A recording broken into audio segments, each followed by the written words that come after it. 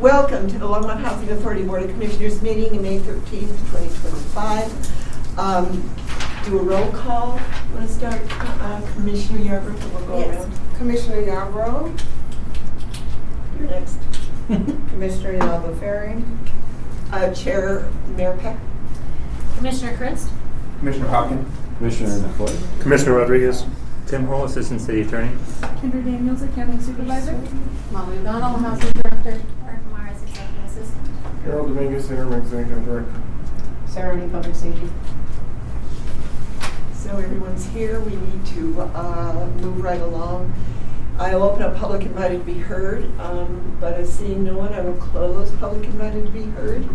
We are now on to both old and new business resolution LHA 2025-06. Chair Peck. We skipped agenda item 2 and 3. That's what you wanted to do. Yeah. I thought you wanted to ask you or no. Yeah. I'm moving this meeting right along. Crack in the whip. Now we're at agenda revisions and submissions of documents. No agenda revisions. Or no submission of documents either. See, that's why I passed it up. I just know it. So now we need to approve the April 15th, 2025 minutes. Can I? Second. It's been moved by Councilor McCoy, seconded by Councilor Chris. I'm sorry, moved by Commissioner McCoy, seconded by Commissioner Christ.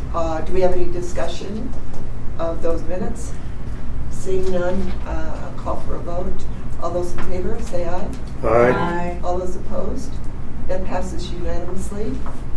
Once again, there is no public here to be heard, so we will not call, we will bypass that. Now we are at old new business. The first one is Resolution LHA 2025-06. It's to approve an engagement letter for housing development and finance legal counsel. I'll go ahead and take this item, if you're good with that, Commissioners. So tonight, we're bringing this forward because LHA's procurement policy requires us to get board approval if we consider a non-competitive contract. We are considering that for our ongoing legal counsel for housing development and associated finance. LHA has worked with the staff at Brian Cave Leighton Paisner, specifically Ben Doyle, and then the team that he has built for years and years. Ben split off into a new company, New Communities Law, brought together some of those key team members, and still has a good working relationship with Brian Cave Leighton Paisner, that he can bring in some specialized staff if some legal questions warrant it. But the reason that we're considering this non-competitive is this personnel has a long history advising the LHA. We have in the last several development projects gone out and procured legal counsel for each one, and we kind of tested the waters. And really, in the end, it is invaluable to the LHA that we have a set of personnel that not only is responsive to our requests, but really provides options and advice and knows LHA history. And so we are recommending, rather than putting out individual procurements for development projects going forward, that we use New Communities Law as LHA's representation. And then if we ever need to, and then Tim can jump in whenever we need to on the technicalities.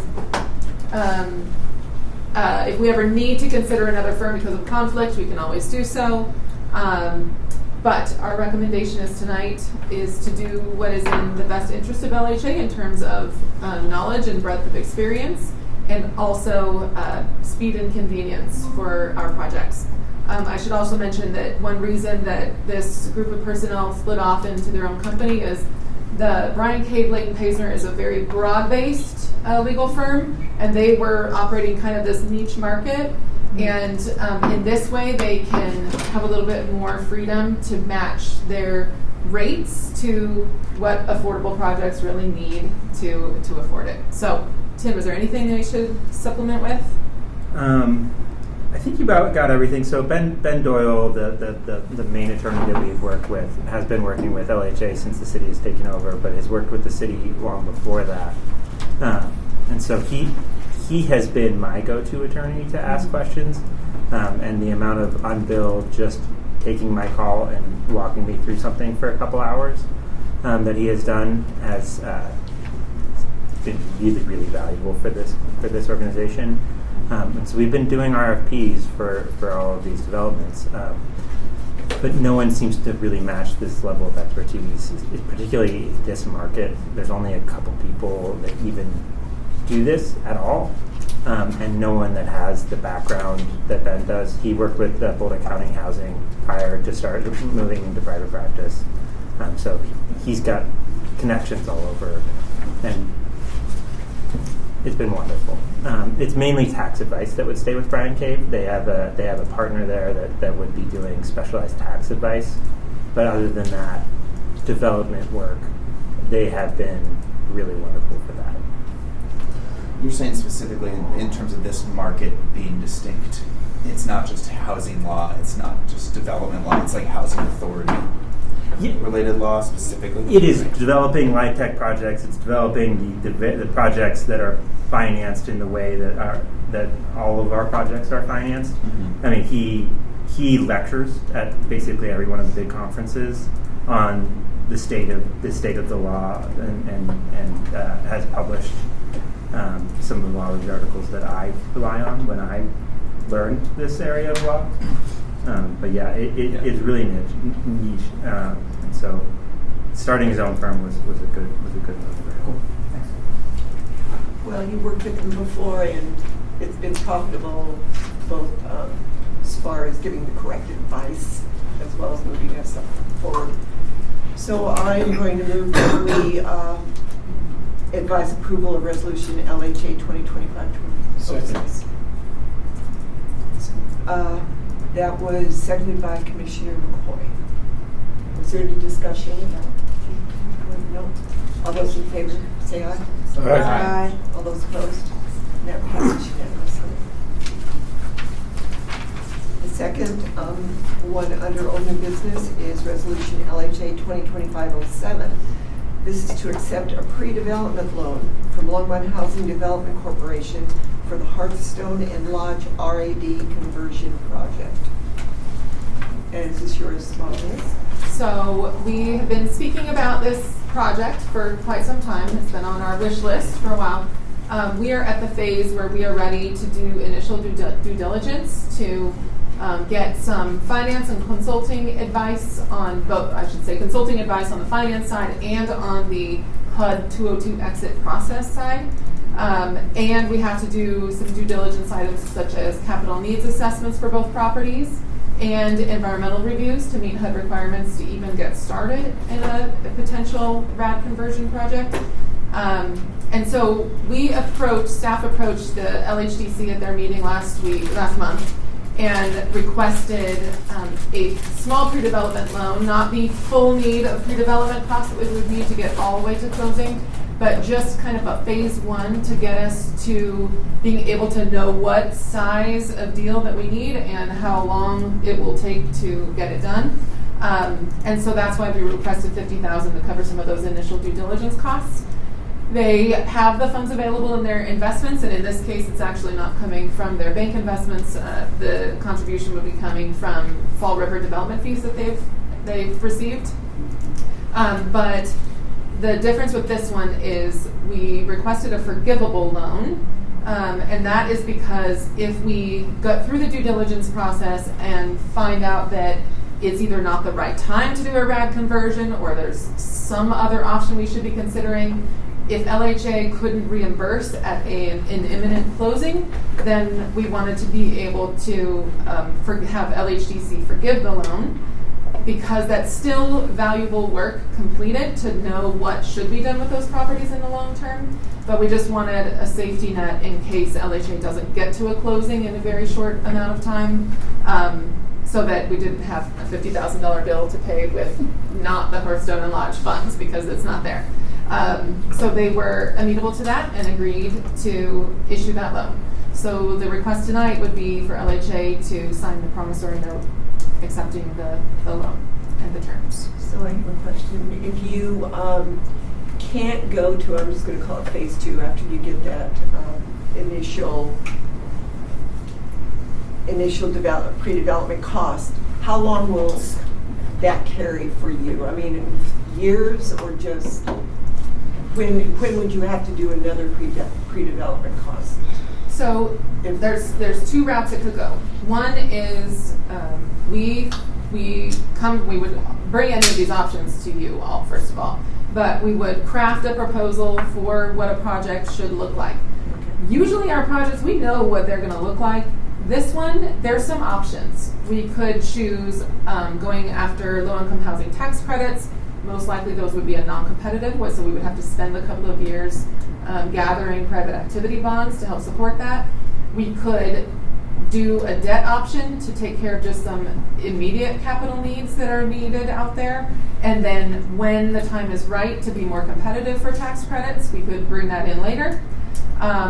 Or it could be something else. So there's other things up in the air. So we are hearing that it is an advantageous time to do a 202 exit because HUD is looking to offload things. However, we also have a hard time getting HUD to answer the phone. So we're trying to figure out with our consultants who have some of those connections, how far can we get and what size of a package should we be looking at. So typically a pre-development loan would be a larger size, and that would be getting us all the way to closing. But because we don't quite know what the deal should look like yet, we're trying to do this phase 1, phase 2. The phase 2, that would be something that LHDC probably couldn't support because it's officially 2 properties and 2 projects. Yeah. So most likely LHA would apply to the city for an affordable housing fund loan for pre-development costs for a larger loan, which is pretty common. Okay. Does that answer the question, or was it more about what happens if we get down the road and we run out of time? It was really about running out of time. Okay. Would we have to do another pre-development? If so, it's probably that larger size one, and we will go the City Affordable Housing Fund application route. Okay. That did answer. Okay. So is there any other discussion or questions? Molly? Yes. If this is coming from the Fall River Development Fund, does that in any way impede them from everything they need to do? No. So these are development fees that the property has been able to generate and pay off through proper cash flows. Any other detail? No. I will say there's a couple of instances this year where the LHA Advisory Board meeting is the morning of the LHA Board of Commissioners meeting. Usually we have a week in between. So we did get, it's a little bit less flexible in terms of if they're making recommendations for any revisions. We don't have time to do that. I will say that this wasn't a recommendation that was agreed to by the whole group necessarily. It was just a comment that because it's a 0% interest loan, we still have our form template promissory note still references interest owed, but it says 0 throughout. So in talking with Tim, there's not a legal confusion there, but there's some extra wording that maybe is unnecessary. So I wanted to bring that forward for you to consider, but it doesn't change anything about it. It doesn't? No. Do you want to make a motion? I move that we accept Resolution LHA 2025-7. Second. It's been moved by Commissioner Chris, seconded by Commissioner Hidalgo Ferring. Any other discussion? Seeing none, let's vote. All those in favor? Aye. Those opposed? And that passes unanimously. So we're now on to the third resolution, which is LHA 2025-08, declaring the intent of the Commissioners of the Longmont Housing Authority, Colorado, to issue or otherwise assist and support the issuance of private activity bonds to finance the acquisition, rehabilitation, renovation, and equipping of multi-family residential housing facilities known as Parkside Mountain View Plaza, and authorizing carry forward allocation and related volume cap matters. I'm assuming this is you, Molly? First of all, I did not write that title. That comes from Yeah. Bond. That comes from Bond's counsel. Wow. And it's pretty typical. All right, the world of private activity bonds. So, in your role as city council in 2024, we had a single applicant for the city's private activity bonds, and that was for this project, for the Parkside and Mountain View Plaza.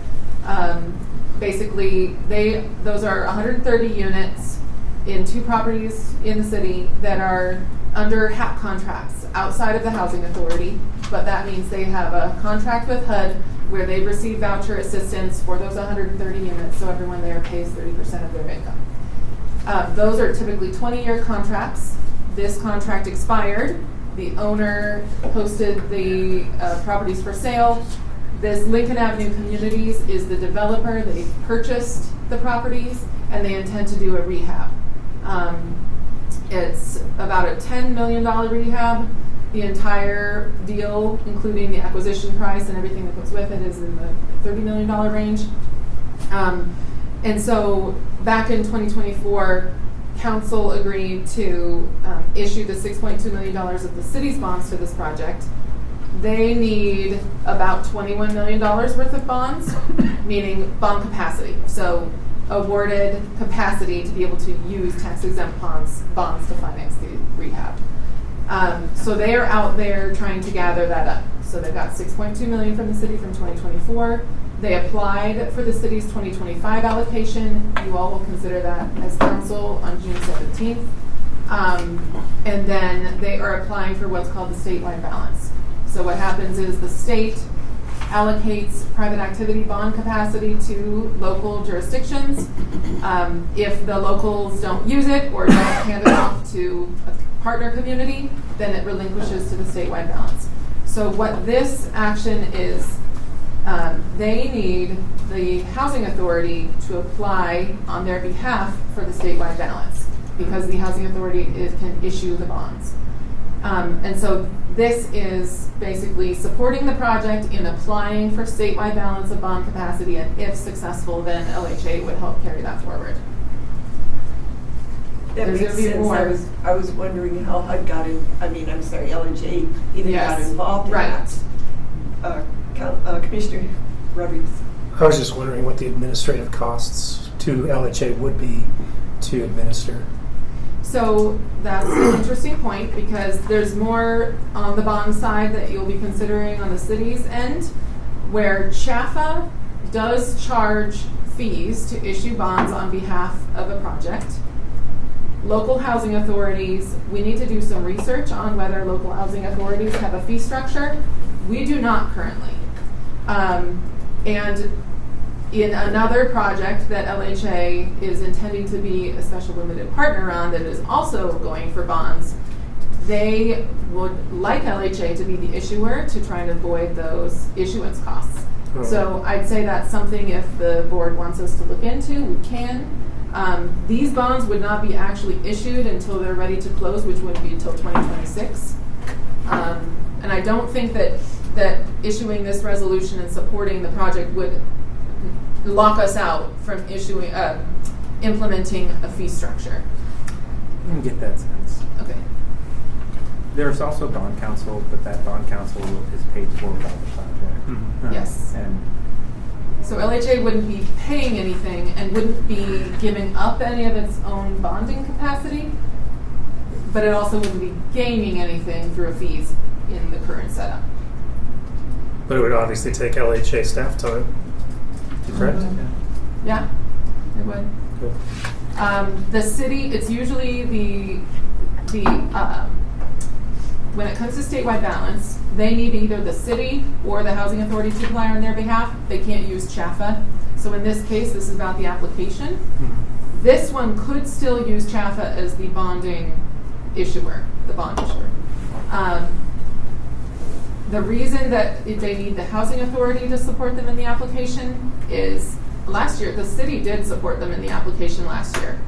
This year, there's a lot of changes happening at the state around private activity bonds. They're making it, for example, the Atwood Commons project down the street, they were not successful in their tax credit award here in November because they didn't show an effort to go out and get their own private activity bonds. So I think that at the state they're trying to edge out competitiveness and kind of have certain projects that have demonstrated more effort rise to the top. That's my suspicion.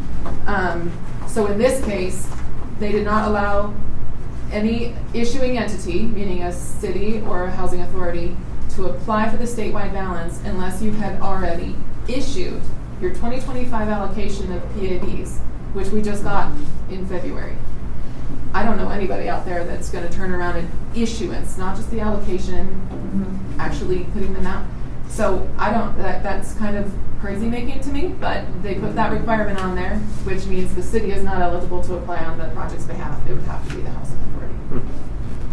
I mean, the state's done things like this in the past. So when we had the flood recovery funds, they made a rule at Chaffa that you couldn't apply for a tax credit project unless you had, what was it, PR, disaster recovery fund. I actually didn't know that. That's wild. And so they do that occasionally as they're trying to leverage funds, and so. Interesting. So do we have any other questions on this resolution? Well, Molly, how urgent is this? Can we get more information before we vote on this? Unfortunately, the statewide balance application is June 2nd. We had to hustle to put this on tonight's agenda because I was hoping to not rush it either. It was possible because the bond council does the heavy lift, but they would need this approval or denial tonight. I move that we approve the resolution LHA 2025-8. Second. It's been moved by Commissioner McCoy, seconded by Commissioner Rodriguez to move LHA 2025-08. All those in favor? Aye. Aye. All those opposed? So it passes 6-1 with Commissioner Christ opposing. Now we're at interim executive director report. Should we go for development, I think? So we've talked about Hearthstone and Lodge a little bit. Ascent is rolling along in construction. Everything is running smoothly and on time. We think actually that construction could really feasibly be done in December instead of January. Wow, that's fast. Yes. So we're getting inquiries from the public, people driving by and saying, well, can I get on the wait list? So Oh, cool. we are kicking off basically our lease up and marketing plan.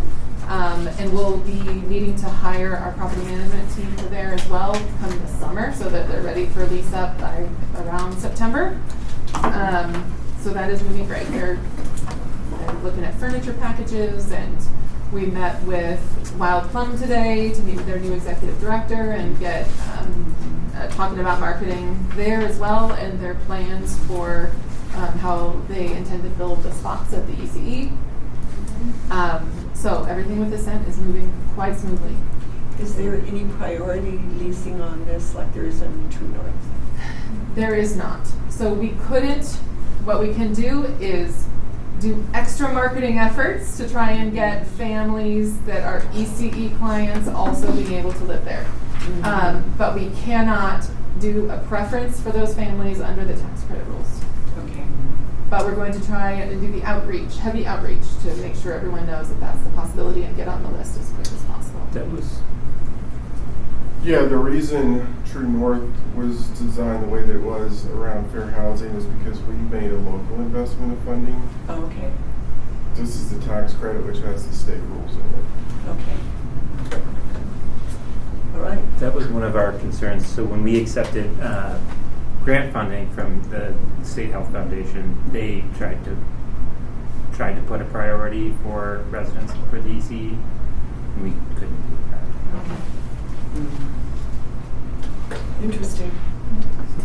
We're also in early stages of trying to sort out a great site for a potential mixed income project. So I don't know if, Harold, we should probably leave it there since it's very early in the process, unless there's any detail you'd like to provide. Partnering with Macy. Potential mixed income project. One down here. Mm-hmm. Yeah, I know. So part of what we got into is the Royal Mobile Home property.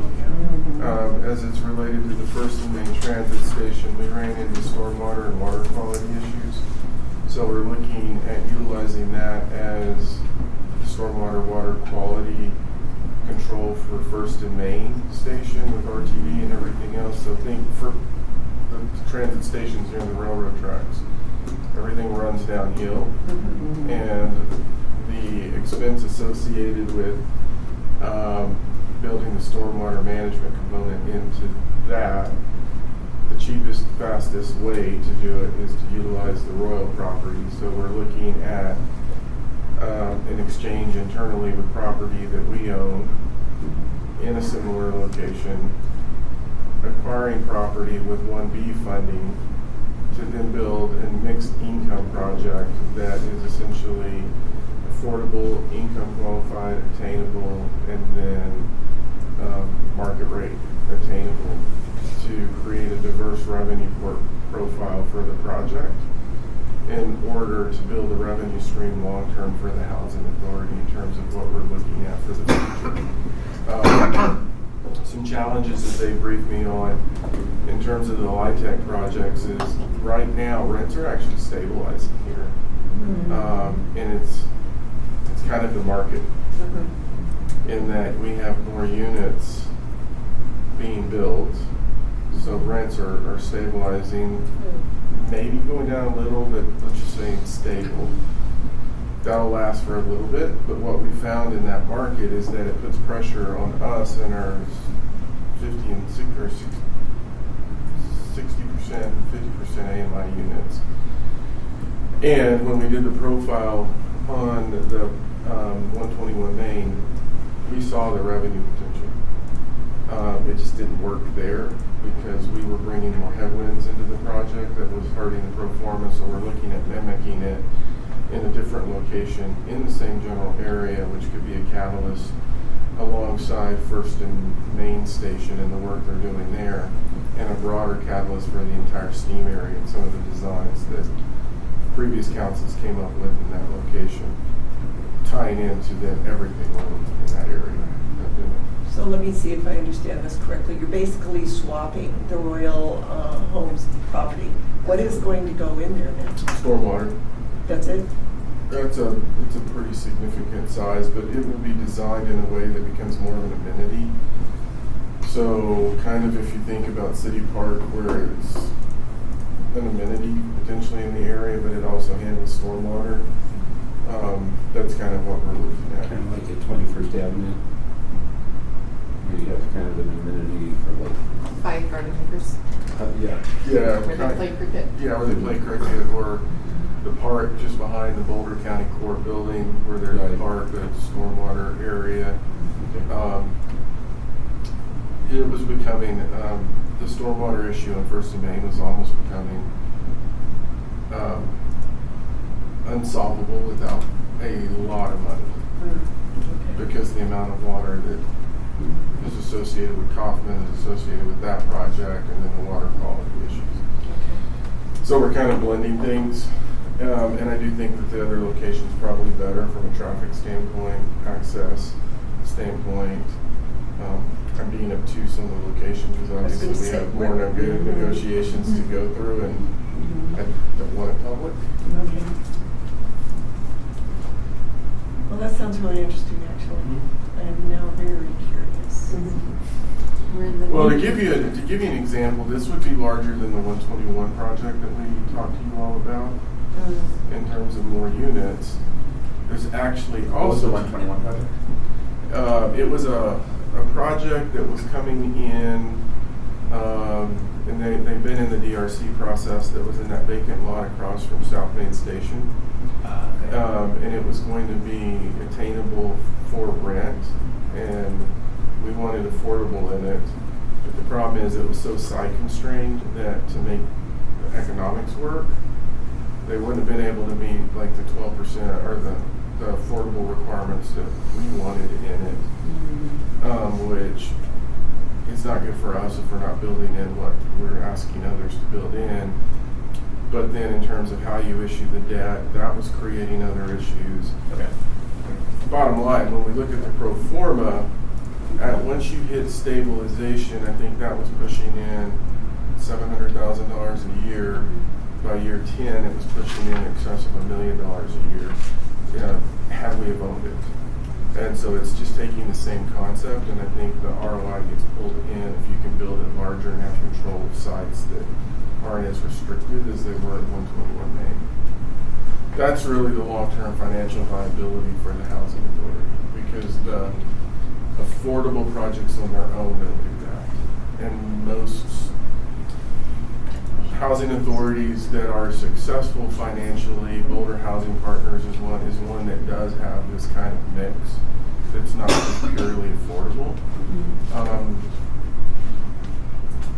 And often when you add in higher AMI units, that helps you get more lower AMI units because you're offsetting that cost. So there's like a potential for co-benefits there.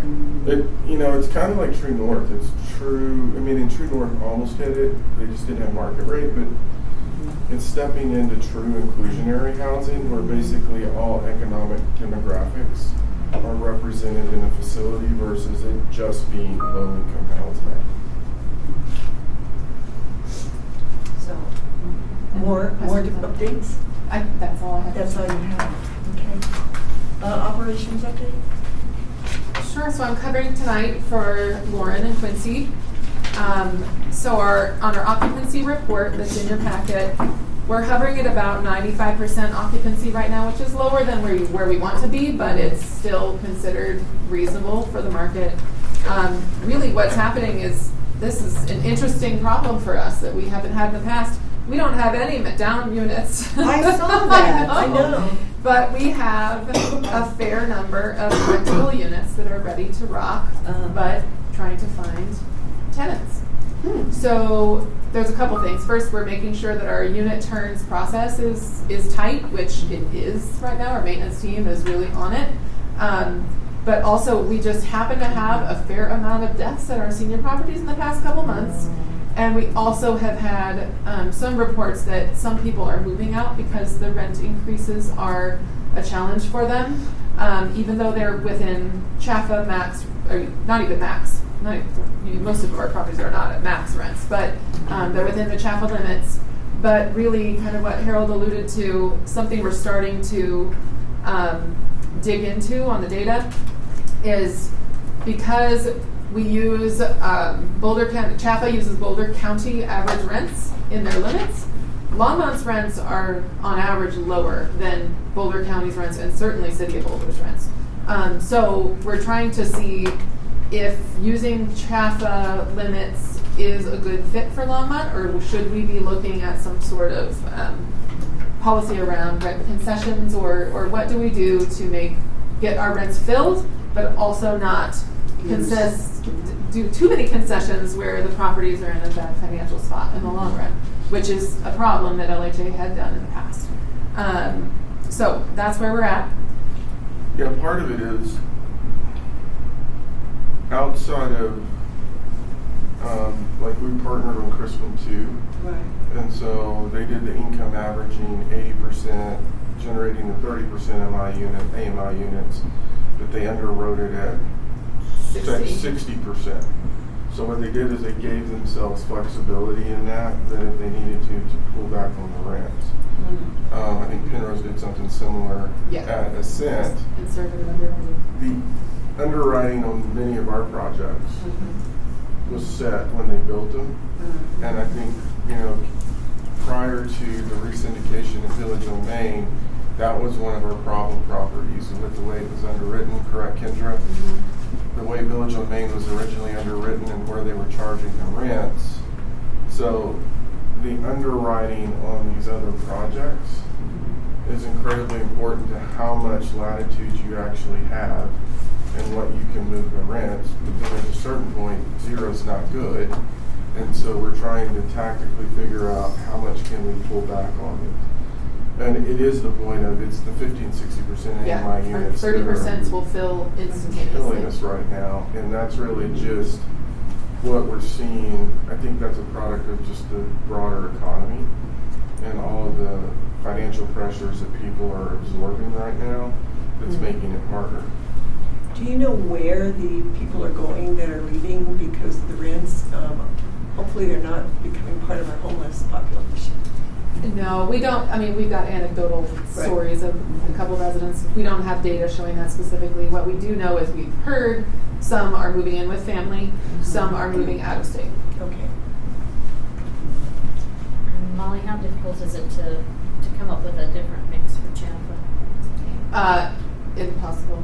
It's impossible. We can, so now we have tax credit, once you're closed and your unit mix is set, you have tax credit investors that are looking to make sure that we are bringing in cash flow, because it's an investment, but also we just have to strike that balance of how much can we bring down those rents without putting the property in jeopardy. So there's a range. Yes, Kind of. which is probably not a general range. It's probably specific to each property and how those unit mixes were devised originally. This is why project-based vouchers are incredibly valuable to developers, because if you can put a project-based voucher on, you can get a 60% rent, but the person is only paying a 30% rent. And so that helps you when you're not so reliant on hitting those 50 and 60% rents. That's what really makes a project easier to manage long run. You have two things you're balancing. You're balancing the original underwriting, the tax credit, the investor. So Chafa and the investor. And on the other side, you're balancing the operational budget. And so your window's pretty narrow, because adjustments can send you off kilter in either direction. And so you're trying to just see what's the threshold, and it's property specific. That's to her point, because Spring Creek may be performing at a really high level, but Fall River may not be performing at that level from an operating budget and tax credit investor perspective. And that gets into not only the project-based vouchers, but the people that have housing choice vouchers that are living in those properties. And so your tenant mix starts playing into that with who has vouchers and who doesn't. And then, like right now, when project-based vouchers are at a minimum, people aren't issuing project-based vouchers because of the voucher shortfall situation. Gap funding is critically important to get a deal done, to try and offset that. Back in when Fall River Spring Creek, some of our 2010s projects were done, there was a lot less gap funding out there, because now we have fee and lieu hitting, and we have Prop 1B and Prop 123. Back then, there wasn't the gap funding, but there was potentially more of a project-based voucher allowable out there. So it's kind of like going back in time and seeing what were the market conditions at the time that gave you what you've inherited for the 15 to 20 year period that you have to deal with it. Well, Question on the Hearthstone property. So it says there's a fire causing delay in leasing units. Yes. So are the units down, or is a fire just causing a delay because of other reasons? Like, what's going on with that, and how long? That is segueing into property updates, where we did have, Take it away. we had a kitchen fire in a unit. The sprinkler system worked very effectively, which means we have water damage in units. So this happened a couple of weeks ago. What I really wanted to highlight about that is, first of all, no one was hurt. Second of all, it was an absolute prime example of how the LHA organization, in terms of staffing and procedure, has grown. It was a very smooth process. Everyone knew when to tag in, tag out. The communication was really effective, and we had the situation handled really well in the moment. We've had several residents at hotels since the incident. Insurance we're doing insurance claim on this one? Yes. Okay. We'll cover those hotel bills and obviously the restoration. But what that means is we've had them in the hotels for some time. Are we qualifying these as down units because they're not habitable right now, right? In terms of tax credit? It depends on time of year. Well, technically, not all of them are down. Really, 2 units are down that were the fire above and the water below. The unit below. So the other ones got water damage, but they're not inhabitable. Okay. Yeah, so second fire we had at that complex, the first one was within months of when we took it over. To Molly's point, the distinct difference in this, and this tells you where you're at, where you're getting where you want to be operationally. So on that one, it was me, Karen Roney, Kathy Fedler, Tracy DiFrancesco, maintenance staff that had worked familiar with it. I mean, we were literally, and Michelle Lake driving people to hotels, you know, actively engaged in this. This one was completely different. The fire happened, we got a call. I called Quincy, I called Patrick, who's the maintenance supervisor. He said, here's what happened, here's what we were doing. I called Quincy, called Lauren, they handled it. We never had to engage in that conversation, unlike other issues. And so Molly's point being really, really well ran, and they're starting to really put their arms around some of these issues and deal with it. Quincy took care of getting everyone in the hotel. His credit card had to be up, the limit had to be raised up. Here's why they're not in there. When you have a fire like that and you have the interplay between the smoke and the water, not only are they testing the facilities for water damage and drying out, the carcinogens from a fire interplaying with the water also create other problems in some of those units, so they're having to remediate that. What started the fire? Stovetop. Same thing that started, I think this was different. This one they were actually cooking. Yep. The last one, the lady left her burner on and then put a cardboard box on the burner. Oh, and then That'll it do went it. up. That'll make that happen. Yeah. So, no, they did really, really well, and No question. really happy with their performance on this. good. That says a lot about the organization, yeah.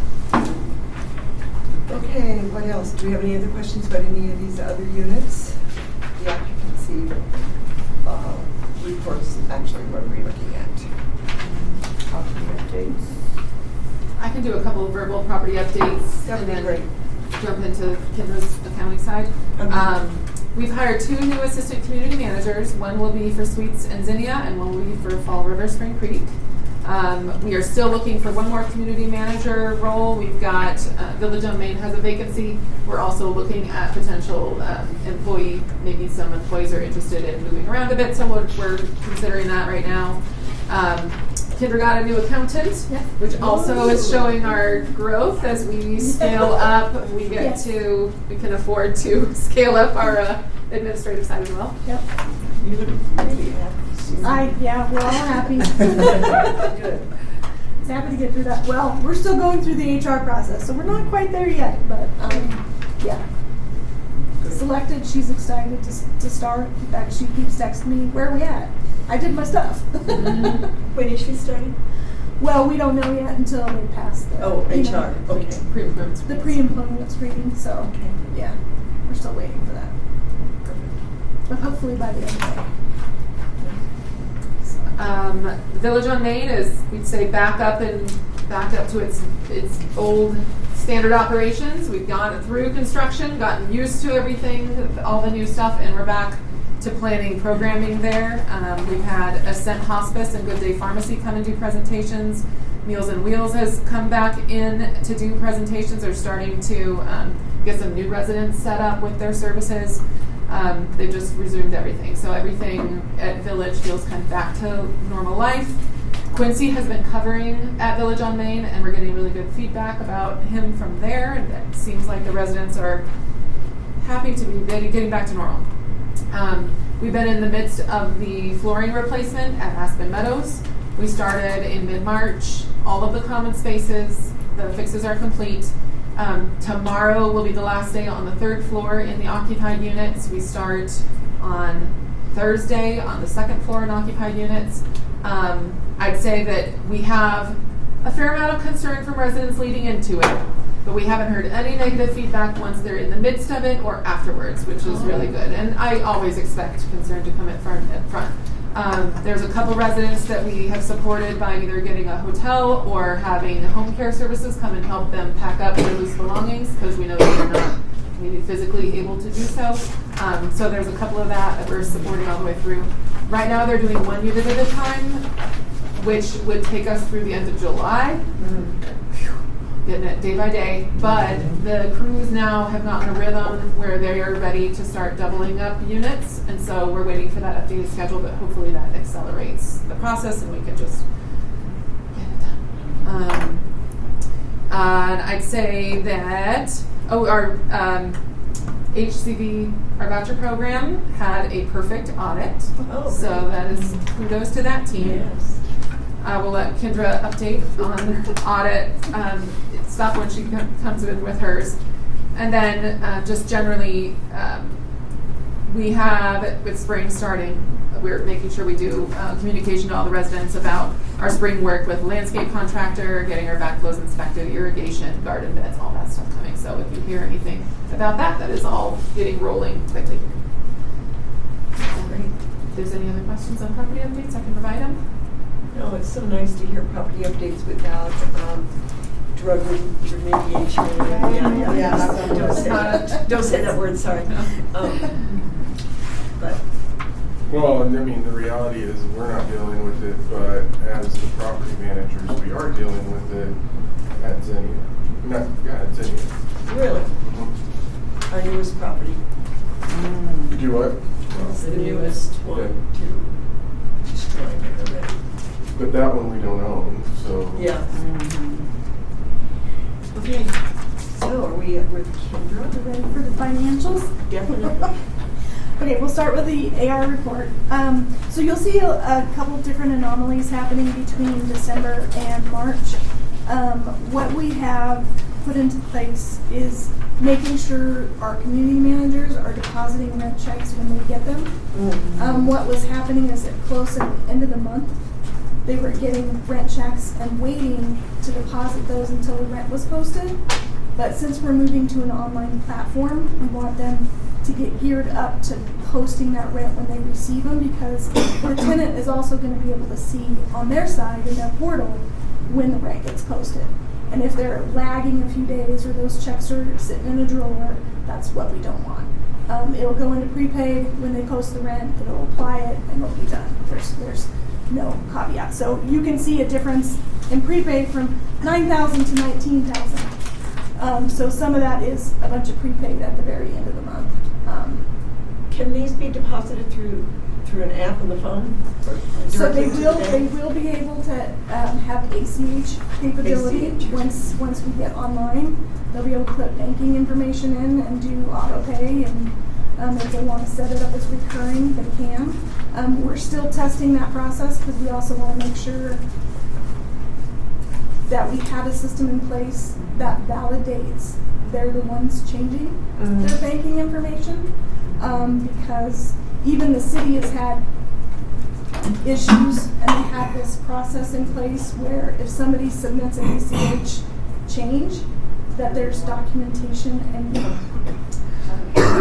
things in place so that it's not like a son or a daughter accessing their individuals or their mother's or their father's account to move the money to transact differently.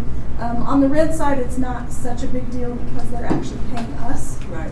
So, but we could have that situation where rent's coming from a different entity that's not specific to that particular individual. So we might run into some snags there. Okay. Yeah, and part of it's the authentication. So what Kendra's talking about is people, for some of us in the organization, will send a note to Jim or Deanne or someone and say, it's for me, and I want to change my ACH deposit to this account number. And they're just trying to game the system. So, I mean, we've seen all of those tricks. Okay. So the other thing is there are a couple entities, so both Briarwood and the Suites have some pretty high balances. It's related to 3 different tenants, 2 of the Suites and 1 at Briarwood. The Briarwood tenant, they're currently working with other agencies to help give her assistance to make payments. And then there's going to have to be a process to determine if she can make the payments. Those units are 50% units for 0 bedroom, so they're pretty high. So if she can't make her payments now, will she be able to once she gets caught up make her payments? So they got to do a review process there. There are 2 at the suites. One was a deceased tenant, and unfortunately there was no next of kin. So we had to move through the eviction process, which takes quite a bit of time. So a lot of what's on their ledger right now is subsidy that is not getting paid, because subsidy agencies, if somebody's deceased, can only pay 14 days, and after that they can't pay any more past that. So it's just been collecting until we actually can put them out and get those adjustments and write those balances off. And then another one is currently going through eviction. So those are the high balances that you see. You guys have any questions on that report? Any questions? Moving on to the financials, financials are a lot. They're per property, but what I try to outline is highlight where do I see that we're over 25% of our budget. Where we're seeing it on some of our properties are in vacancies. Our repair and maintenance, when we have insurance claims, we have one currently at the suites and one now at the Hearthstone. So you'll see higher there. For the Hearthstone and the Lodge, we have higher HOA fees coming in. They were increased like by $400 a quarter. So that wasn't budgeted. So we're going to see an increase there, and we're probably going to have to fluctuate other costs elsewhere. I think those were the high ones, but they'll be highlighted if, and then I highlight if it's over the 25%. So some of them, the vacancies are getting really high. Some of them we're not over budget yet, but we are almost at the 90% after the first quarter. So by next quarter, we're going to have a lot of over budget on the vacancies.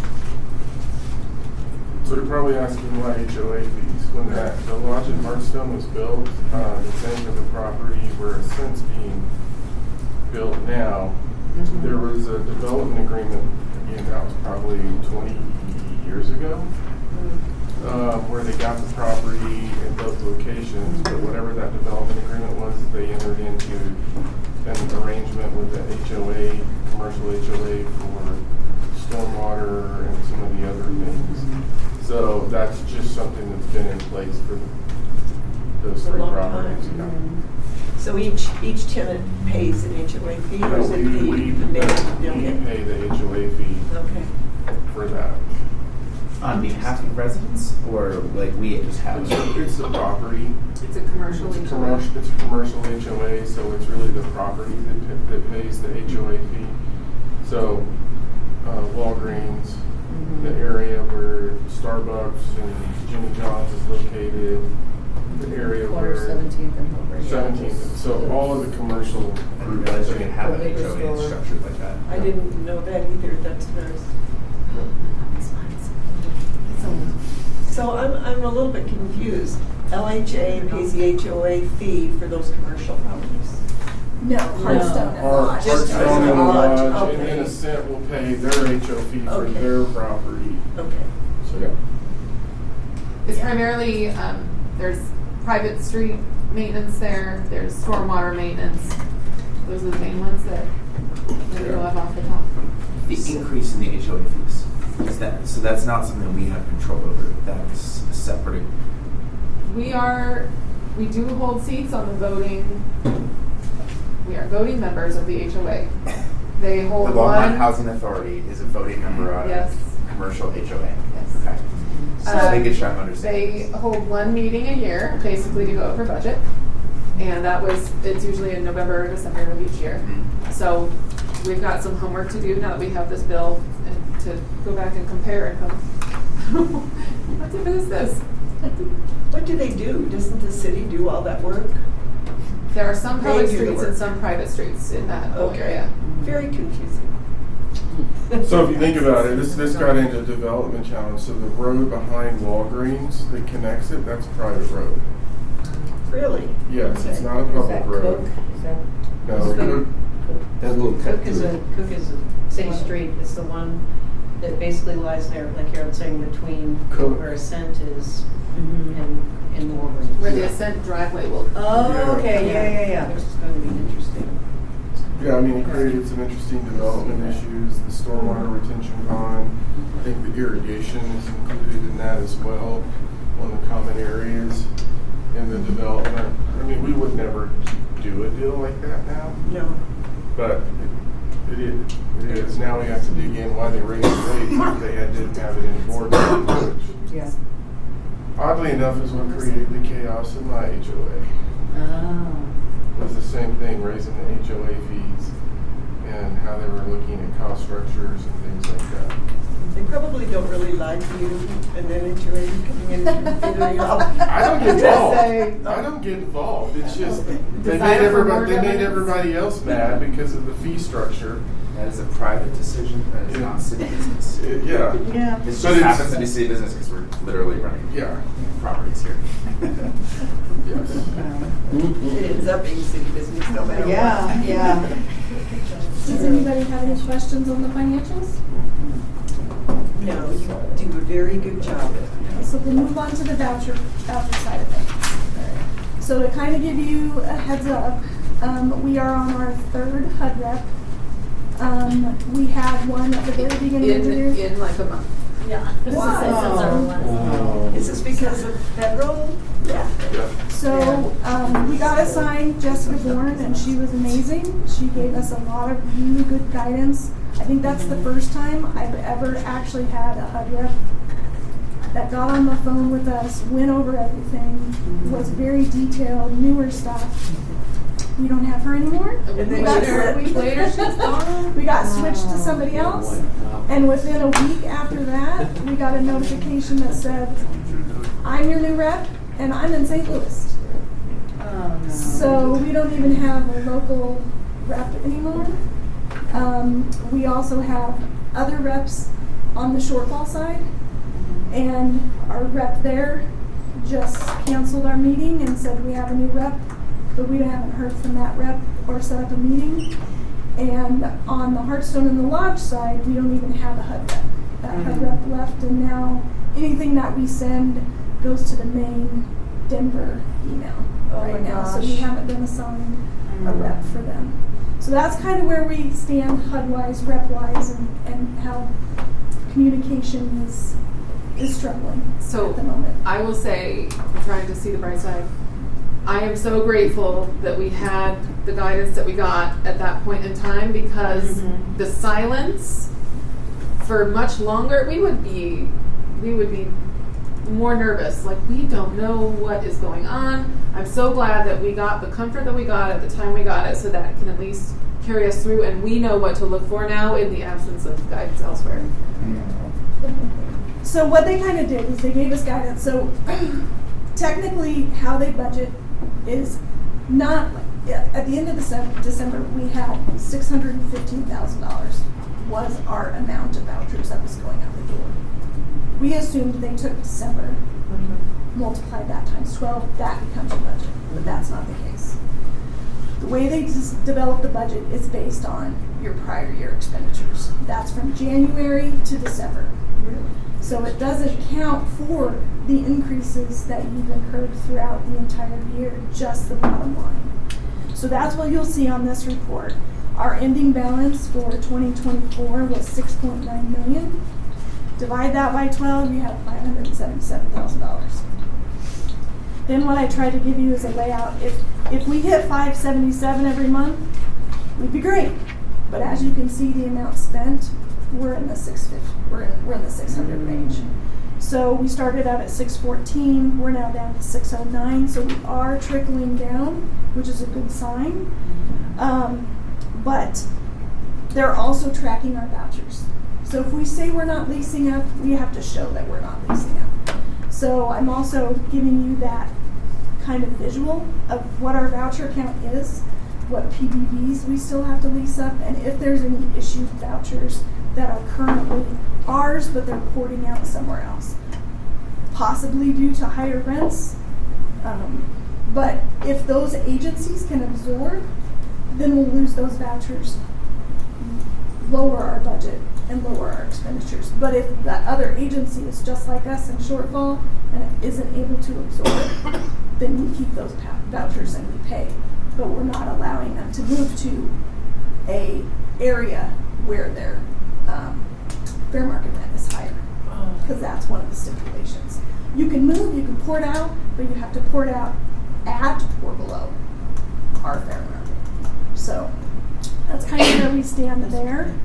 So at the end of May, we have about 422 vouchers. That's 411 that we issued checks for, 7 that are currently PBDs that aren't leased, and 4 that are currently porting out to other agencies.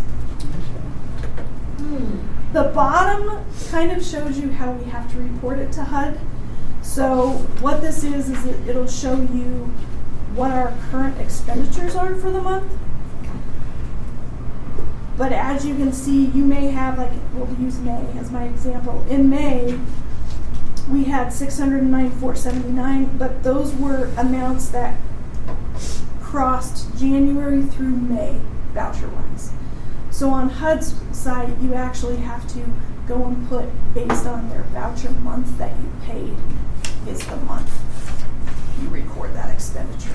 And mainly that's so that they can show, what is, if you had $10,000 that went all the way back to January, that $10,000 is going to hit January, February, March, April. So you're going to have a greater shortfall if that's the case. So right now we're looking at 113. We're over budget by $113,000. The next report will show you what we send to HUD. This is the 2-year tool. This will show you what our current vouchers are, the amount. It'll do kind of a division, taking the amount of vouchers that we have or that we issued, divide it, and give you kind of a per average voucher cost, and then it kind of forecasts it. So where are you going to be at the end of the year? And right now we're looking at a shortfall of $482,000. Oh my gosh. So with that said, we have not received our renewal from HUD yet. It usually comes in May. We haven't seen it yet. We don't know if it's going to be the 6.9, if it's going to be lower, if it's going to be more. So we're going to have to gauge that once it comes in and figure out what's the next plan. We have several tiered options. We have the waiver, which we could reduce our fair market rents to the 2025 because they're lower. We would want to do an analysis to see how many people are going to be affected by that. Right. What kind of rent burden it's going to put and how many is going to be rent burden. I can tell you it will definitely change our properties that have PBDs because they're currently at the 2024 standard. If we had to reduce them to 2025, yeah. Luckily for me, I budgeted at the 2025 rents because I wasn't quite sure. So we should be okay, but the vacancies that we have, the high vacancies, are kind of causing a pickle with that too. So if we were fully housed, we wouldn't be in such a pickle.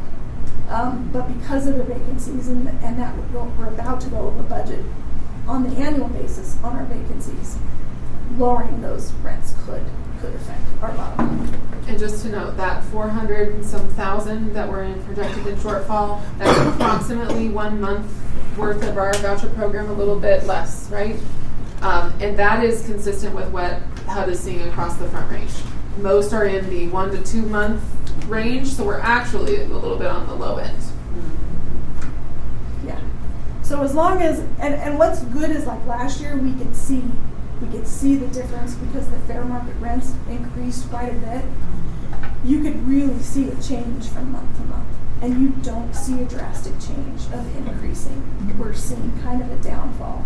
And what even Tracy's noticing is a lot of the rent reasonableness is coming in lower. So what they can't is they can't go over. Like if a landlord requests a rent increase and it's above the comparisons, they can't accept it. So they are noticing that those are actually being a lot lower than what the request is. So that's kind of been in our favor at this time too. And for the bad news, Oh, no. That wasn't bad enough. That wasn't good. Go on. So, I did get a finding. It's a financial statement finding. It was for the Colorado Health Foundation grant that the Longmont Housing Authority received for the Ascent project. I recognized full revenue, but there is pullbacks. So, because it was material enough that we had to put a bunch of it into unearned revenue, they issued a finding. The corrective action for that I'm going to put in place is we need to have kind of a workflow and a checklist for when we do get grants or contracts in place, that it goes through all the proper channels so that we can see what the accounting effect is going to be, who the reporting, what the reporting is, do we have the bandwidth to do the reporting, are there certain limitations like the due date of the report, can we make it work, and who's actually going to be responsible for that reporting. So all those things that normally we find on the financial statement side, which is the reporting, and now the pullbacks, we want to make sure that's documented, but that we have a flow and a checklist so that it hits everybody. And it's not like it just review this in an email, it's signing off, like I reviewed it, it's good. Here's the stipulations we're gonna have to do once this grant closes and gets the money. So that's what I would like to put in the corrective action plan for that. Here's the thing on the vouchers and the contracts. So in your other hat, I sent you all a letter from DOT in terms of requirements and what they're saying in terms of contracts. Fully anticipating the same language is going to be in the HUD contract, which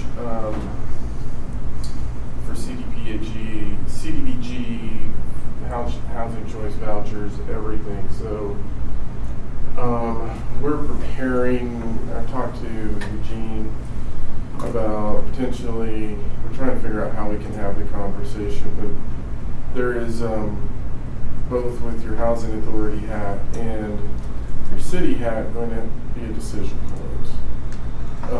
And for most of the things that we're seeing, we're not worried about. So they talk about hiring practices. Do you hire based on qualifications? That's not an issue. We're not worried about impeding. What we're worried about is what does cooperating mean? Because it gets us in an odd pickle where we have state laws more on the public safety side that says we can and can't do certain, or we can't do certain things. And what does cooperating really mean? And that's going to have to be for the housing authority, the city. We're going to have a conversation on that because every indication is that that's being put in most of the federal contracts that are coming down. So it'll be interesting. Yeah, I don't, that's not a flexible term that can change depending upon who reviews it and what. Yeah. That's the problem. Yeah, definitely. Everything is changing. And what does it mean? There's no clear definition. You can look at litigation and you can look at case law. There's many areas where case law is fairly clear and the decisions are different. And so going to be an interesting conversation on all of these, simply because in housing it's pretty easy, right? Are you going to jeopardize housing for 420 people? Because that's a decision point. On the other side is, what do you do on transportation grants? And what does that look like? And how much is enough money? And these types of issues, because it's going to be a weird balance in how we approach this, what responsibility we're putting on individuals. Is there personal responsibility on individuals? The challenge is we haven't seen the grants on any of these to understand exactly what the language is. So I don't want to create chicken little skies falling. I just want to know there may be a point where there's going to be some decisions. Have we ever leveraged the HUD Section 108 program as a housing authority or a city?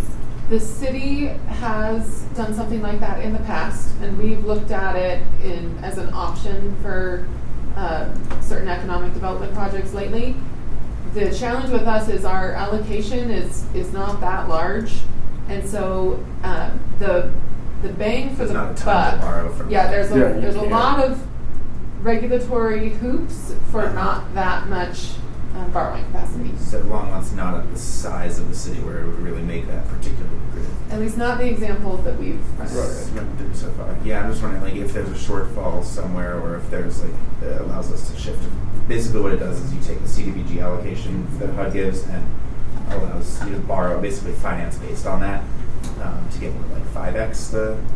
Yes, amount. and basically then the CDBG, your future allocations of CDBG funds, if the loan goes into default, that is guaranteed to pay back. That's the guaranteed payback. Yeah. I'm just wondering if there's some movement around, if that's an option, or if that would be helpful. I mean, I know it can only cover certain things as well, but I think the administration also just recently added some different flexibilities to it in the last month or so. So it may not be worth pursuing it for the reasons Molly said, or for other reasons. Yeah, well, part of the event is why we build fund balance. Yeah. We'd be more freaked out if this were 3 years ago. Sure. This is a problem with the voucher system, though. The voucher system is regulated in when can you tell somebody you're going to lower their amount, how long of notice do you have to give them, what does it mean with the fair market rents when HUD messes it up, because they did, and they went too high, and so when they set the fair market rents, you still have to adjust toward that, correct? If they come in, and so they kind of box you in this corner where they create this problem.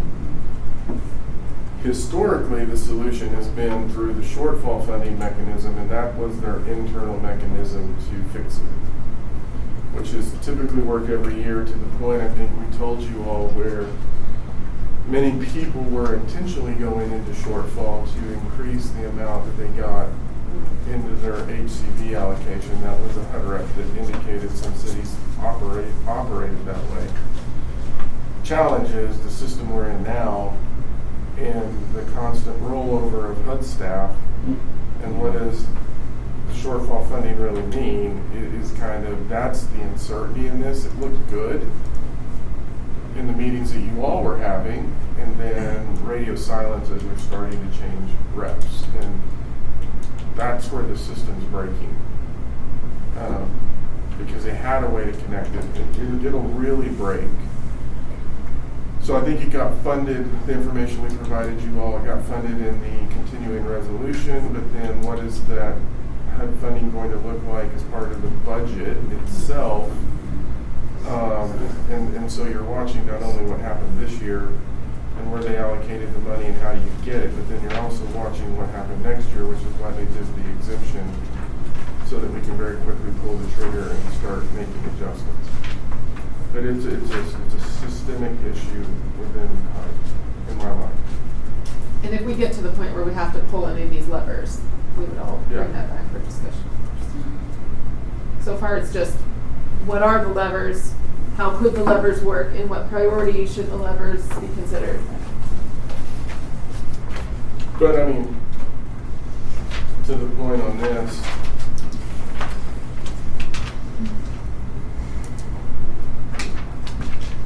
if we don't have clarity in June, we're going to be pulling levers. We can't wait much longer to start pulling levers. Like 1st of June or end of June? Get through June. Get through June to see what the June numbers look like. Part of the problem with this shortfall is that anything you do takes time to actually affect the shortfall. You can't just wait until the shortfall hits at the end of the year and say, okay, now we're going to kick off everyone. Yeah. Basically, the information that we had to send to HUD, which is one of the questions, is if you had to today, how many people would you have to kick off the program? And we would have had to kick off 55 people. Households. And that's households. Now, technically, it could be more depending on the amount that they're actually receiving for subsidy. That was based kind of on a generic average.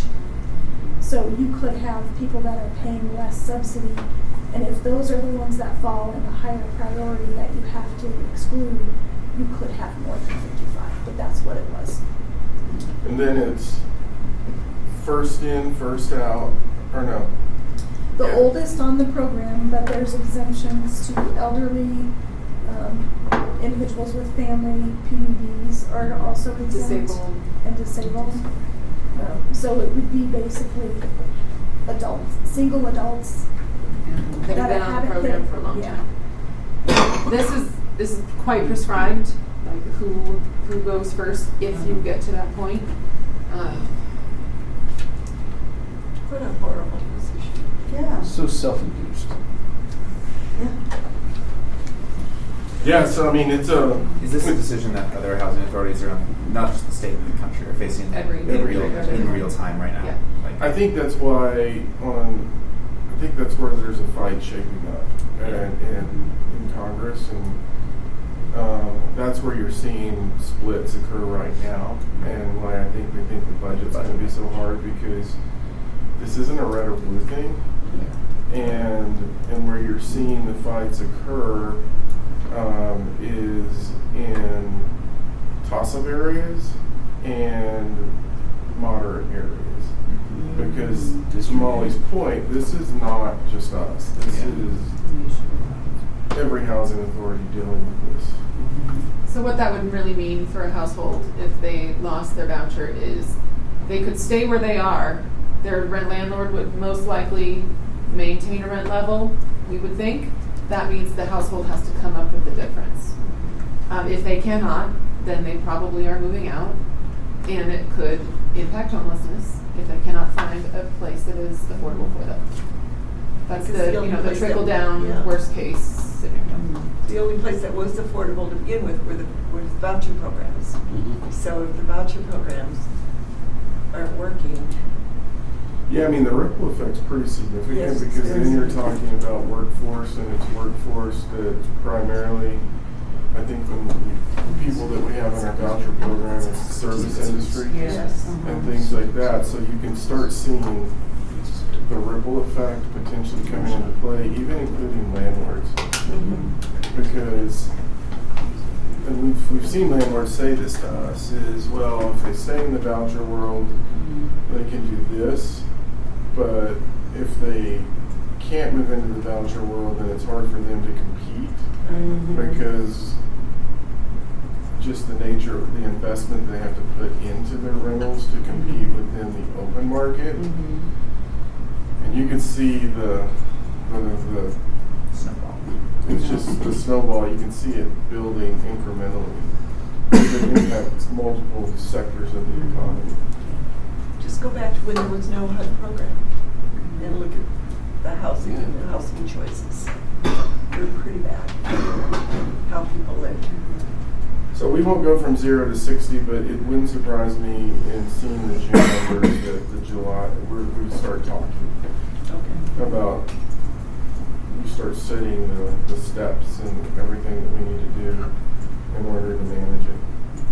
We could manage it, what's our fund balance now, 3? We have a lot. I mean, we have almost 4 million 4 right million. now. I mean, so we could potentially survive this year on fund balance. It's going to accelerate our next project. And we're timing on that so we don't fall too far behind as we're looking at our projected fund balance. So we'll be working multiple solutions. Okay. Is that your report? That's my report. Does anybody have any questions? No. Is there public health and safety? Mine's pretty short, but good news, cameras are up and running at the suites. Spring Creek and Fall River, we're cabling Hearthstone and Lodge this week. And then, everything will follow suit with the others, so we should be on track. I want to say this, Molly, out loud, and I'm going to. Hopefully by the end of June, everything's up and running. Managers have access, and to utilize the systems, and we're good, fully functioning. And so that's the cameras. As far as calls for service, everything has been relatively low, like under 5. Minus the suites, this last month went up to 28 calls. 15 of those were welfare checks. So, and the other top, say, call for service was noise complaints. So, and then we had 2 deaths of 2 of our senior communities, and then the fire. So, kind of a busy month. Yeah, it sounds like it. On the public safety side. So, that's all I have. One of the things on safety and security that we're starting to contemplate is when you look at issues that we have at Zinnia and the suites. We've talked about that really a big problem that we have at those locations is not necessarily the tenants, but it's people that are getting access to the property and creating challenges or really facilitating bad behavior with the tenants because of those types of things. And something that Sarah and I talked about is, I think actually the way, I think Molly, you and I talked about it, is I think we're going to have to look at really fencing the entire area. Really? Okay. And potentially Around the individual properties, or around both? Around both. So taking the fencing that is on the backside around Zinnia, and then just kind of looking at the entire property, and maybe creating where we have security there, actually moving them to the entry point and some kind of gate system checking in, because it's the outside influences are becoming Very a challenge. Is people coming in to visit people or to interact with? Or just park in the parking Yeah. lot, or you name it. Yeah. Try to sneak in. Is that people that are sneaking in those large wagons, you know, that people shop with? I mean, you name it, we're seeing it. And Are these homeless people? Some of them. it's all over the board. Really? We have an issue right now with a homeless individual staying in his car, comes down, parks at cul-de-sac, and I'm just learning this, but visiting someone at Zinnia. So, and if they're moving and on the public street, right, they have to be sitting there for 48 hours. We have to prove it's a sleeping vehicle. So that's challenging for us. Yes. We have had to have conversations regarding, we met with the owners of Zinnia and had conversations regarding what happens when we know of meth issues and what has to happen as a result of reasonable knowledge, because there's liability issues that come into play that we have to deal with. So we had a very productive conversation. There was a case in Littleton where failure to deal with it actually the landlord had to pay Millions of dollars. And not dealing with it. I was just telling Sarah that there was, I don't know if you saw the case that just got resolved in Weld County on the Econo Lodge on I-25, where they the attendants gave someone a key or let someone in, and then they ended up assaulting some people in a room, and they had to pay like $4 million. And so that's the point, how we look at access control, security, those types of things, we're starting to see, it's just, at what point, this is where we gotta get Tim, is where's our control mechanisms, what's our control mechanisms, how do we deal with people that we know are allowing people in that shouldn't be in, and is there a liability if we fail to take corrective action? And then they end up doing something. You're just seeing these things pop. So, for many reasons, that's why we're starting to think of how do we figure this out. So is Zinnia, because we don't own the building, because it's not our, how are you gonna get that fence? Is it, They've already built some of the fencing, and so Okay. we had the conversation with them about adding fencing and doing some of the other things associated with that property, so it'll be and you'll include the suites in that as yeah, well? it'll be going down probably by the Dry Creek, because we're building a sidewalk, or we're supposed to be building a trail, but that's part of the problem that Yes. we're also seeing at the trail underneath Hofer. Hmm. And yeah, it's an interesting situation. So I think that's security stuff we've been talking about. So we'll go in the fence, and then is there like a gated access that's going to come in with that? Yeah. Manned or unmanned? We have 24-hour security there. So we would just move them out of the building, and now that we have the cameras, they can watch the cameras from anywhere. Right. Okay. That makes sense. Well, very uplifting. There's a lot of good news, and I know, there really is, and it just makes me a bit sad that the organization has worked so hard, and now there are these other things being thrown in out of your control that I think, really, now that we're good. So anyway, well, no more discussion. Can I have a motion to end the LHA? Second. So moved and seconded to adjourn. All those in favor say aye. Aye.